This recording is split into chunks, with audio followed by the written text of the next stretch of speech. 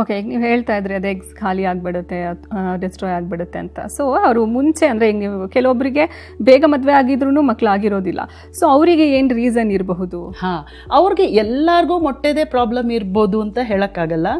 ಗರ್ಭಕೋಶ ಇರುತ್ತೆ, ಒಂದು ಗರ್ಭಕೋಶ, ಮತ್ತು ಗರ್ಭನಾಳ ಇರುತ್ತೆ, ಫ್ಯಾಲೋಪಿಯನ್ ಟ್ಯೂಬ್ಸ್ ಅಂತ, ಮತ್ತು 2 ಅಂಡಕೋಶ ಇರುತ್ತೆ.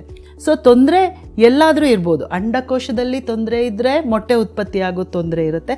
ಅದು ಹೆಂಗೆ ಗೊತ್ತಾಗುತ್ತೆ ಪೇಷಂಟ್ಗೆ? ಅವರು ಮುಟ್ಟು ಏರುಪೇರಾಗಿ ಬರ್ತಾ ಇರ್ತಾರೆ. ಅಥವಾ ಗರ್ಭನಾಳದಲ್ಲಿ ಬ್ಲಾಕ್ ಇದ್ದರೆ ಅದು ಸಾಮಾನ್ಯ ನಾವು ಟೆಸ್ಟ್ ಮಾಡಿ ನೋಡಬೇಕಾಗುತ್ತೆ. ಗರ್ಭನಾಳ ಬ್ಲಾಕ್ ಇದ್ರೂ ಸಹ ಅದು ಆ ಥರ ಆಗುತ್ತೆ.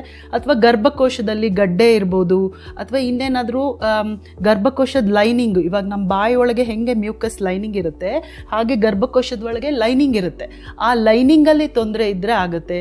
ಇದೆಲ್ಲ ಹೊರತುಪಡಿಸಿ ಥೈರಾಯ್ಡ್ ತೊಂದರೆ ಇರ್ಬೋದು, ಆಟೋ ಇಮ್ಯೂನ್ ಕಂಡೀಷನ್ಸ್ ಇರ್ಬೋದು, ಜನರಲ್ ಮೆಡಿಕಲ್ ಕಂಡೀಷನ್ಸ್ ಇರ್ಬೋದು.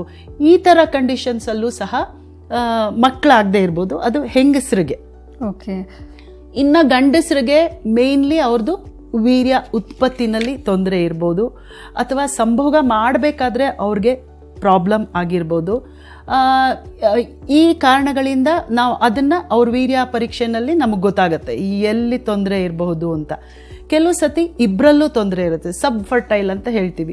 ಈ ಹೆಣ್ಮಗಳಲ್ಲೂ ಏನೋ ಒಂದು ತೊಂದರೆ ಇರುತ್ತೆ, ಅವ್ರ ವೀರ್ಯನಲ್ಲೂ ತೊಂದರೆ ಇರುತ್ತೆ. ಸೊ ಇದೆಲ್ಲ ಕಾರಣಕ್ಕೆ ಇದು ಅಲ್ಲದೆ ಹೊತ್ತುಪಡಿಸಿ ಅನ್ಎಕ್ಸ್ಪ್ಲೇನ್ಡ್ ಇನ್ಫರ್ಟಿಲಿಟಿ ಅಂದರೆ ನಾವು ಹೇಳೋಕ್ಕಾಗದೇ ಇರೋವಂಥದ್ದು ಕೆಲವು ಸಂತಾನೋತ್ಪತ್ತಿ ಪ್ರಾಬ್ಲಮ್ ಇರುತ್ತೆ. ಏನು ಕಾರಣ ಅಂತ ಗೊತ್ತಿರಲ್ಲ. ಇವರಿಬ್ಬರು ಚೆನ್ನಾಗಿರ್ತಾರೆ, 3 ವರ್ಷದಿಂದ ಟ್ರೈ ಮಾಡ್ತಿರ್ತಾರೆ, ಟೆಸ್ಟ್ಸ್ ಎಲ್ಲ ನಾರ್ಮಲ್ ಇರುತ್ತೆ.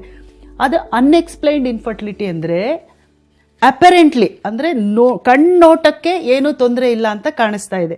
ಈಗ ಸದ್ಯಕ್ಕೆ ನಮಗಿರೋ ವೈಜ್ಞಾನಿಕ ಜ್ಞಾನದಲ್ಲಿ ಕಂಡು ಹಿಡಿಯೋಕ್ಕಾಗದೇ ಇರೋ ತೊಂದರೆ ಅಂತ ಅರ್ಥ. ಓಕೆ. ಸೊ ಹೆಚ್ಚು ವಿಧಾನಗಳು, ಹೆಚ್ಚು ಟೆಸ್ಟ್ ಮೆಥಡ್ಸು ಬಂದಾಗ ಈ ಅನ್ಎಕ್ಸ್ಪ್ಲೈನ್ಡ್ ಇನ್ಫರ್ಟಿಲಿಟಿ ಕಮ್ಮಿ ಆಗ್ಬೋದು. ಸೊ ಅನ್ಎಕ್ಸ್ಪ್ಲೈನ್ಡ್ ಇನ್ಫರ್ಟಿಲಿಟಿ ಅಂದರೆ ಅವ್ರಿಗೆ ತೊಂದರೆ ಇಲ್ಲ ಅಂತಲ್ಲ. ಸದ್ಯಕ್ಕಿರೋ ಫೆಸಿಲಿಟೀಸ್ನಲ್ಲಿ ವರ್ಲ್ಡ್ ವೈಡ್, ನಾನು ಬರೀ ನಮ್ಮ ದೇಶದ ಹೇಳ್ತಾ ಇಲ್ಲ, ವರ್ಲ್ಡ್ ವೈಡ್ ಸದ್ಯಕ್ಕಿರೋ ಫೆಸಿಲಿಟಿ ಏನು ಕಾರಣ ಅಂತ ಕಂಡುಹಿಡಿಯೋಕ್ಕಾಗ್ತಾ ಇರಲ್ಲ.